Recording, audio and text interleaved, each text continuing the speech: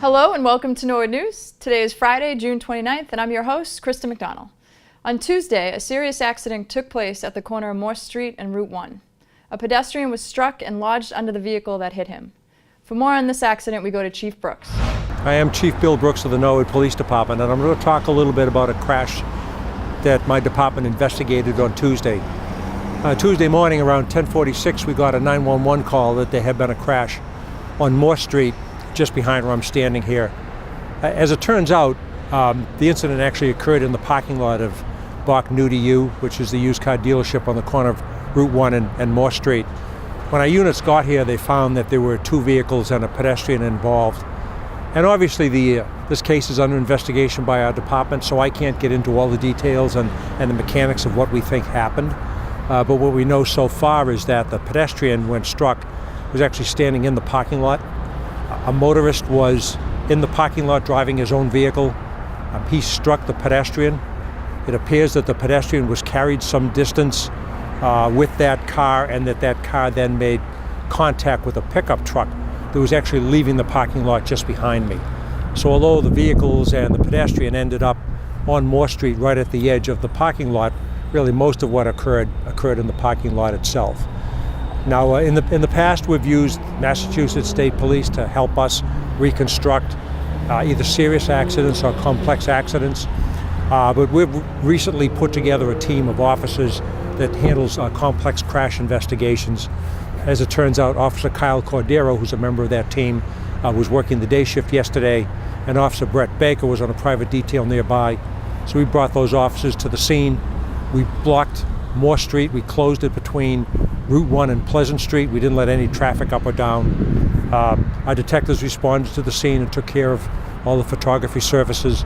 And then Officers Baker and Cordero took to measuring off the scene and attempting to reconstruct exactly what occurred. And that investigation is underway. You know, obviously, when we first arrived at the scene, we found that the pedestrian was really very seriously injured. We don't think that those injuries are life-threatening, but he was very seriously injured. Norwood Fire was right on scene quickly, as they always are, of course. They assessed that patient. They determined that patient should be flown into Boston for the type of medical care that he would require, and they made those arrangements with MedFlight. He was actually transported from here by the Norwood Fire Department to Norwood Airport, where he was loaded onto a helicopter and flown into Boston. Last I heard, he's okay. He's going to need some serious medical intervention, of course, and the investigation by our crash team is underway, and it will continue for some time. Thank you, Chief Brooks, for the update and great work, as always, by the Norwood Police and Fire. We are all hoping for a speedy recovery. It was announced this week that there will be some more changes in the administration at Norwood High School. Vice Principal Purnima Vadera has accepted a principal position in the Framingham school system, and Cindy Durain has been named interim vice principal. Cindy is a 25-year veteran of the Norwood school system, serving in the role as foreign language teacher and foreign language department chair. Cindy will be joining Hugh Galligan, who was recently announced as the new high school principal. Monday was day number 180 for the Norwood Public Schools, which everyone knows means the last day of school. The final bell of the 2017-18 school year rang, and the kids filed out of their schools with huge smiles.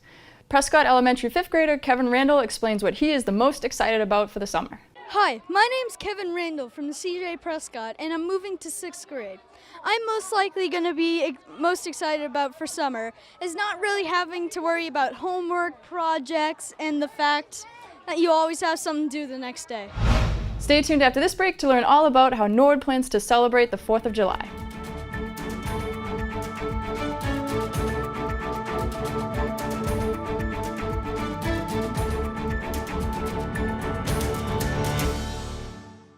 Hi, I'm Tom O'Rourke. I'm the president of the Neponset Valley Chamber of Commerce, located here in Norwood. We are a business organization of about 500 local businesses, and we believe that business can accomplish a lot more together than they can on their own. So we encourage local businesses to join us and let their voice be heard as part of the Chamber of Commerce. Our mission is to connect. We connect business to business, we connect business to the community, and we connect business to the local school systems. We work very closely with the local school systems to ensure that our future workforce is the best it can be, and that people who live in this area can work in this area and make a great life for themselves in the Neponset Valley region. So we encourage you to become a part of the Chamber. If you're not today, you can learn more about us on our website. nvcc.com, or you can always call the office at 781-769-1126. We look forward to seeing you in the Neponset Valley. Welcome back. Next week, the town of Norwood, like all Americans, will be celebrating the 4th of July. Celebrations start on Sunday with the concerts on the Common and continue throughout the week leading up to the 4th of July parade on Wednesday. This year is a special year for the concerts on the Common. For the last 25 summers, the concerts have provided great entertainment for the residents of Norwood. Assistant Town Manager and Concerts on the Common committee member Bernie Cooper fills us in on a special celebration happened later in the summer. We're doing a little something a little bit different this year on the Pops Night, which traditionally has been held on the last Sunday of July. This year, we're actually not going to have seating. We're not going to rope it off as we've done in the past. We have a performer, Natalie Jolie, who has never been here before. Natalie Jolie and the Reckless Hearts. And we asked people this year to bring your own chairs. We are going to serve refreshments. We're going to try to do something special. The Norwood Parent Music Association, which helps sponsor programs from the Norwood High School and middle schools and elementary schools, are going to serve as cooks. We hope to have some cookout, and we're going to hope to be able to serve everybody. But this year, we're not going to have tables and chairs reserved. We're going to ask people to bring their own chairs, and we will feed everybody, we certainly hope, that night. We are looking forward to Pops Night. Bernie is also the co-chairman of the 4th of July Parade Committee, and he wanted to give us an update on what we can expect to see at this year's parade. At 5:30, our grand parade actually begins. We start with the fire engine parade. We follow with a military reenactment contingent. And then immediately after that, our elected officials lead off the main parade. We have a number of terrific groups this year, including the Saints from New York. The Saints is one of the country's premier drum and bugle corps, and we just received words that they've been invited to participate in London's New Year's Day parade in 2019. So clearly they are one of the nation's top flight drum and bugle corps. But we have a number of other groups coming back. The 7th Regiment began its career here in Norwood. It was a very small group once upon a time. It has become, again, a major drum and bugle corps and a major attraction. We have a number of other groups, including the Colonial Boys, Norwood's own Colonial Boys, the Colonial Pipers Bagpipe Band, the Northeast Italian Band, which is a favorite because we call it the Old Timers Band, because that's what it is. It's a terrific band. We have a couple of new groups this year. We have some lion dancers from Boston's Chinatown. We have a Brazilian music group coming in. And we have, of course, I'd be remiss if I didn't mention that the Cycling Murrays are coming back for we don't know how long. They've been here for so long, people ask for them by name. We hope that you're able to show up for the parade. It's on a Wednesday this year in the middle of the week. We hope you come home for it, and if you're home, that you come down early. We are looking forward to all the great groups participating this year's parade. If you are interested in donating to help fund the parade, please contact Town Hall. Before the parade kicks off, the Firecracker 5K road race will take place on Washington Street. For more on the race, we throw it to race director Jim Henry. Hi, I am Jim Henry. I'm the race director for the Norwood Firecracker 5K, which will be held on July 4th at 5 p.m., just starting outside the Town Hall in Norwood Town Common. Race this year is the same 5K course that starts at the Town Common, runs down into South Norwood, makes a turnaround at Hawes Pool, and then comes back across the same footprint on Washington Street. Registration for the event is $20, both pre-registration and post-registration. Race day registration will be available starting at 4 o'clock on the Town Common. The pre-registration, you can register online at racewire.com. That is open until Monday night at 7 p.m. Right now we have about 52 registered runners. Last year overall we had about 135. We're hoping to do more than that, but hopefully people will come out and enjoy the race and then hang around for the parade afterwards. Thanks, Jim. Stay tuned after this break to see what's happening with your town government.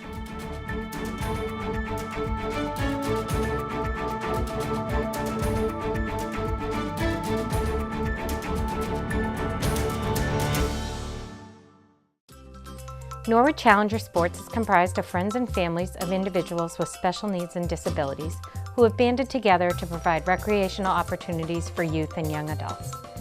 The organization was created in the early 1990s by a few parents seeking to create an opportunity for their children to play baseball, and it has grown over the years to also include flag football, cheering, basketball, and special events.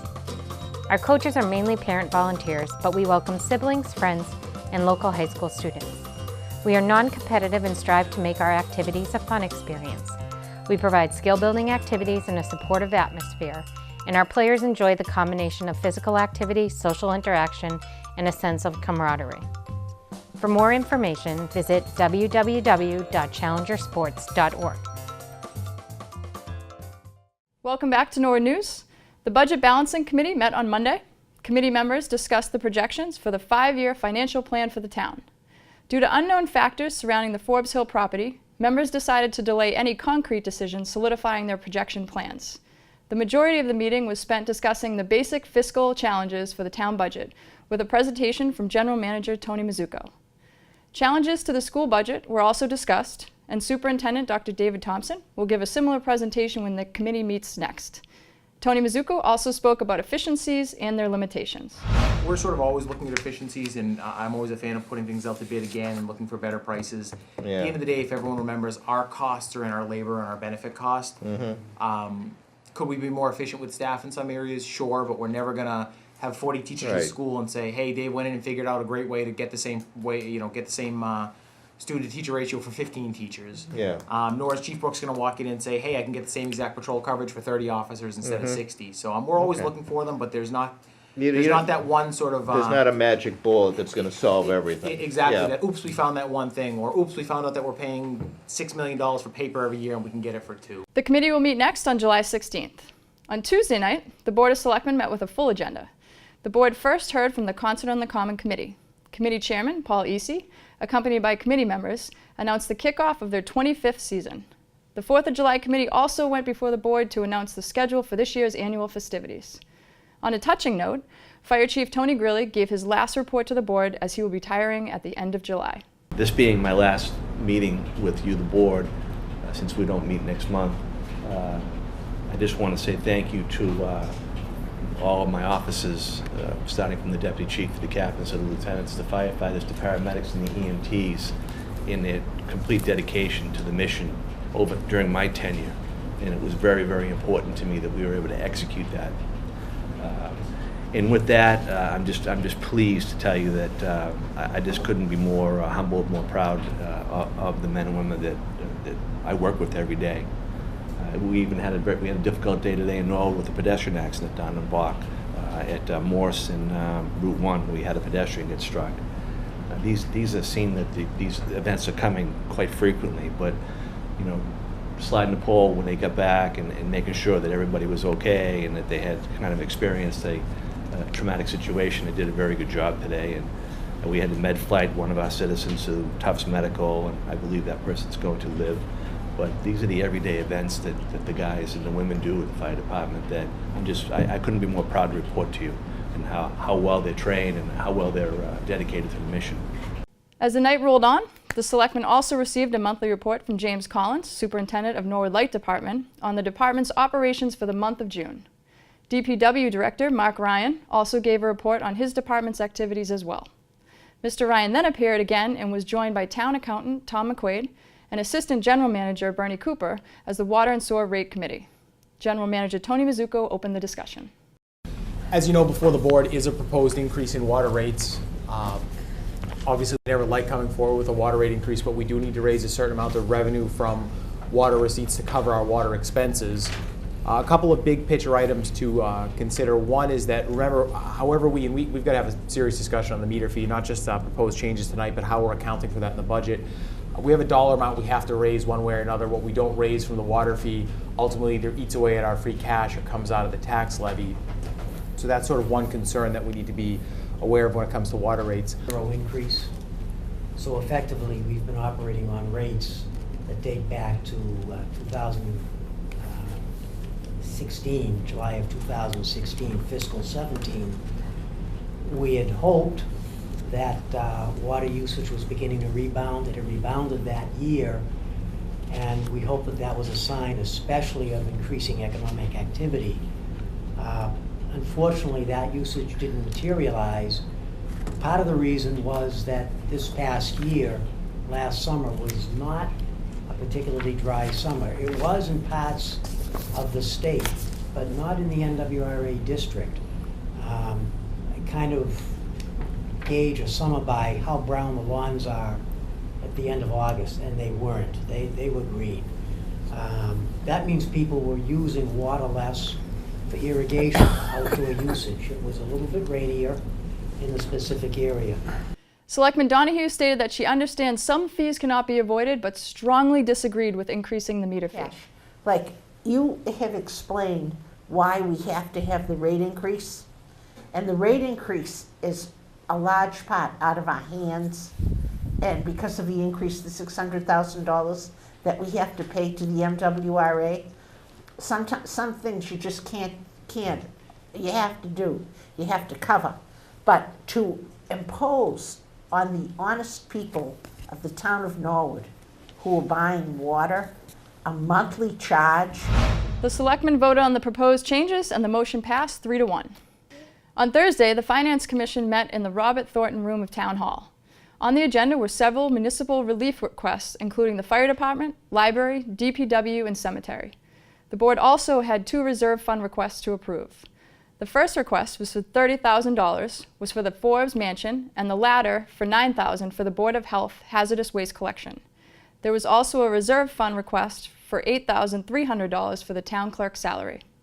To watch the full government meeting, tune into the NCM government channel or watch them on demand at norwoodcommunitymedia.org. Stay tuned after this break to find out what's happening around our schools.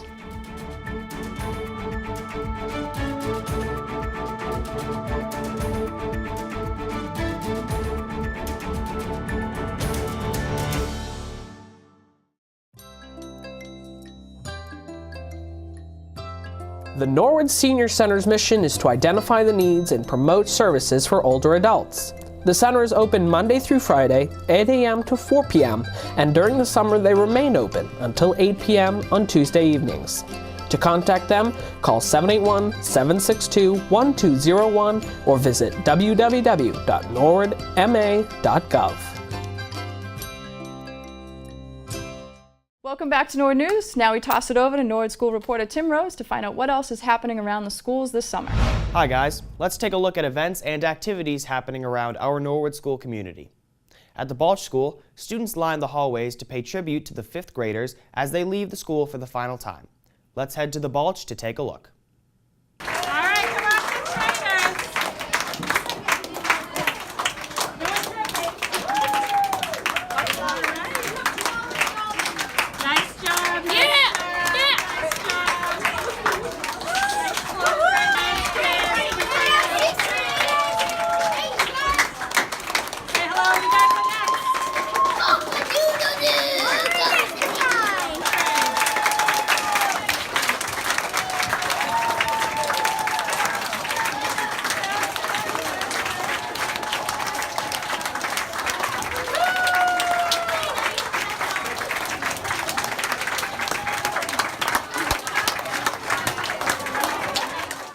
At the Callahan School, Adam Islam and Erin Murphy were chosen to receive the 2 Callahan PTA scholarships, and Liana Aspinwall was selected to receive the Andrea Sullivan Memorial Scholarship.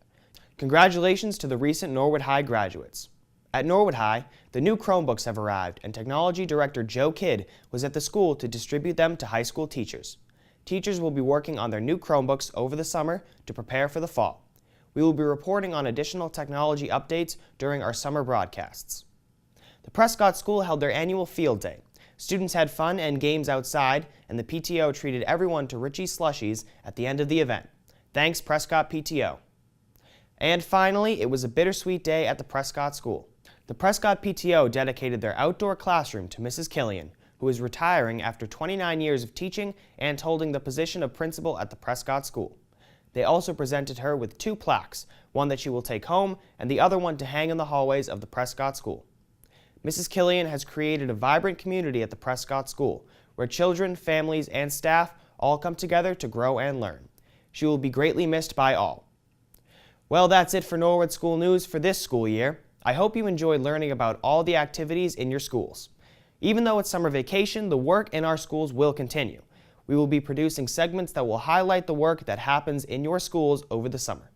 Stay tuned to Norwood News to learn more, and thanks so much for your continued support of our school community. Now let's go to Mike Maloof with the latest sports news. Thanks, Tim. The Legion baseball team continued its stellar play this week. Currently, the post-70 baseball team is tied for first place in its division with Walpole. They went 3-1 this week with wins over Foxborough, Norfolk, and Franklin, and lost a close 2-1 game to Westwood. For their schedule and results, visit district6baseball.com. Also this week, Norwood's own John Gorman competed in a AA Texas League All-Star game. Gorman is a relief pitcher for the Midland Rockhounds, who are part of the Oakland Athletic System. This season, he has pitched 35 innings and recorded 27 strikeouts with an ERA of 3.09. Let's listen in to John being called out for the All-Star game. Pitcher number 49, John Gorman. Go, John! From Corpus Christi, pitcher number 51, Corbin Martin. Congratulations, John, and that's all for sports. Now back to the desk. Welcome back.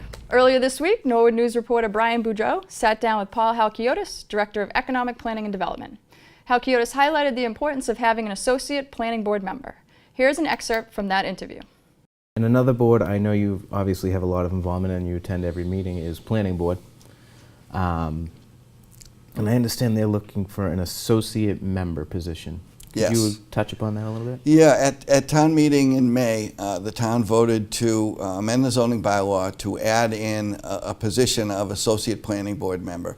We currently have 5 board members. They're volunteers are not paid, and they are elected. And at certain times, board members are either can't be at a meeting, they're on vacation, or they're not feeling well, or occasionally someone has a conflict of interest and can't participate on an application. And this is when it will be helpful for the planning board to have someone on call to be able to step in and replace that board member, participate in a special permit hearing and vote on it. It was approved back in a month ago in May, and we put out a press release. You don't have to have any specific background in planning.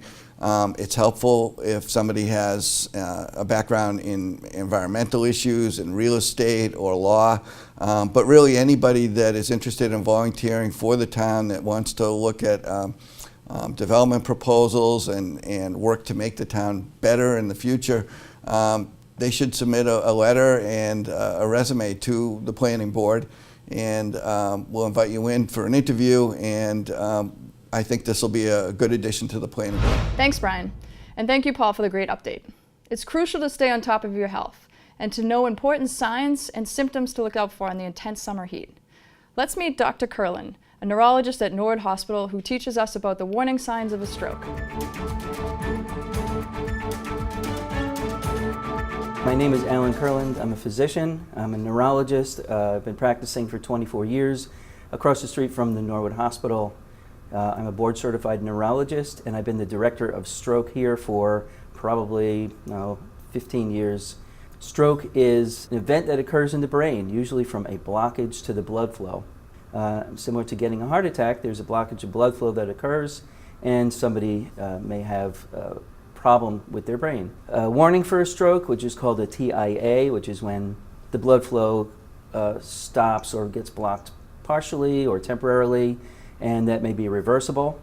And then there are what we call a stroke, which is when the artery gets blocked up completely and then an area of the brain gets affected. There are a number of types of stroke. The most common is what's called an ischemic stroke. That happens when the blood flow is blocked. The blood flow can be blocked either by a process that occurs in the artery itself that blocks it up, such as high cholesterol, plaque, high blood pressure, diabetes. Those are risk factors that may contribute to blockage of the vessel. Another thing that could happen is that the clot, small blood clot, can come from somewhere, such as the heart. People who have irregular heartbeats or people who have had previous heart attacks may have a tendency to develop a blood clot in their heart, which can then flip up to the brain through some of the main arteries, thereby producing stroke or stroke-like symptoms. Another type of stroke that people can have is what's called a hemorrhagic stroke, which is where there's bleeding at the onset of the stroke. It's not as common as the ischemic type, luckily. The main consideration when somebody comes in with a TIA, which is a transient ischemic episode, which is a warning for a stroke or a small stroke, is evaluate them completely to try and prevent it from happening again. So we would bring somebody into the hospital urgently and evaluate them in the emergency room here, determining whether or not they have a stroke. Other ways you can work on your own risk factors is having a healthy lifestyle.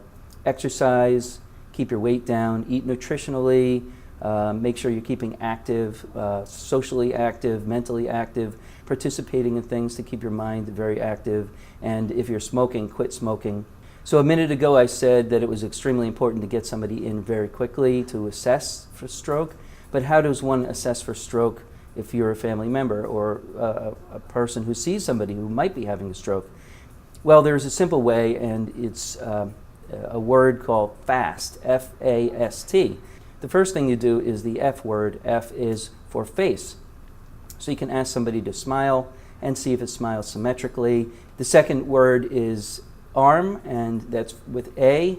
And what you do is you have somebody lift their arms up, and then you can have them close their eyes. And if it looks like one arm is drifting down, or if they have weakness even getting that arm up, then that could indicate that the patient's having a stroke. The third thing is S, or speech.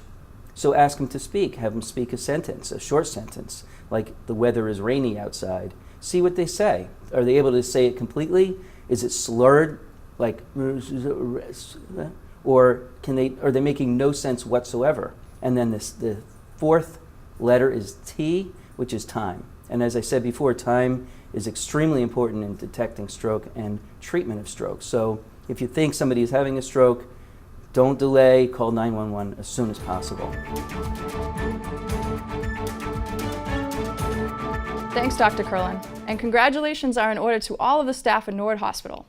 Earlier this week, the hospital received an award from the American Heart Association for their excellence in stroke care. Congratulations again, and thank you, Norwood Hospital, for all the research, dedication, and hard work done each day to protect the people of Norwood. On Wednesday night, right up the road from the hospital, the Norwood Historical Society held a walking tour of the Giles Square area of Norwood. So my name is Cashman Kerprince. I'm with the Norwood Historical Society, one of the Board of Governors. And tonight we are doing this is our third annual neighborhood walking tour. So this time we're doing the area around Giles Square. We're here at the First Congregational Church. We're going to go down Winter Street to the hospital, over towards the post office, come back up by the library, and wind up back here for cookies and lemonade and Pingree Hall at the end. So we're just going to be talking up the history of this part of Norwood. What I like about it is people know this part of town really well, but they're usually coming through for hospital, doctor's appointments, or going to the library. So we're going to unpack some of the history of the area, talk about some of the buildings that used to be here, and a little bit more about the buildings that are still here. Right now, in this particular walk that we're doing, probably the oldest building is the carriage house behind us, which was the carriage house of the Plimpton estate that stood on these grounds before it was a Congregational church. Plimpton is a very familiar name in Norwood. And right now the First Baptist congregation uses it as their parish hall, but it was the original carriage house of the Plimpton. The library is very old, as is the post office, and the older part of the hospital is also. Most of the other historic things like the Civic Association have been torn down. Next to the library is the Dr. Cragen House, which was built in the 1800s. So that also is a pretty significant old building, that a house that's still standing and still in use. It's a great opportunity for people that have lived in Norwood that maybe are a little bit younger than myself and some of the other people to find out what was here before the post office and before the Congregational church and the library. And it's also a great opportunity for newcomers to Norwood to see the historic significance of Norwood. We do have Aaron Giles, who went off and fought in the Revolutionary War, and we have a lot of Jabez Balch fought in the French and Indian War, as did a couple of other people from Norwood. So there's a lot of history here that I think sometimes gets overlooked in the hustle bustle of every day, so it's nice to reintroduce it to everybody. For more events like this, check out the Norwood Historical Society on Facebook or go to norwoodhistoricalsociety.org. Well, that's the latest in Norwood news. To stay up to date with Norwood Community Media, follow us on Facebook, Twitter, and Instagram. As always, thanks so much for watching. Have a great weekend.